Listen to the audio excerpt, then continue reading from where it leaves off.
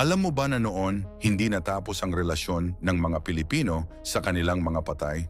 May mga ukit na kahoy na tinatawag na anito. Bawat isa ay tahanan ng isang espiritu ng ninuno.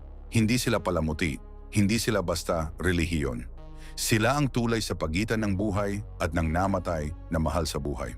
Kinakausap ng mga tao ang kanilang mga anito. Pinakakain.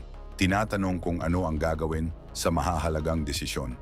Para sa mga sinaunang Pilipino, ang mga ninuno ay hindi umalis. Nandito pa rin sila, nakatira sa loob ng tahanan. Tapos dumating ang mga Espanyol. Tinawag nila ang mga anito na Diyos-Diyosan, idolo, kasalanan. Inutos nilang sunugin, durugin, at itapon ang bawat isa. Sa isang gabi, daan-daang taon ng alaala ang naging abo. Hindi lang relihiyon ang binago ng kolonisasyon. Binago nito kung sino ang pinapayagan mong alalahanin. Binago nito kung paano ka umiyak. Naging kasalanan ang pagdadalamhati sa sariling ninuno. At iyon ang pinakamalupit na bahagi ng lahat.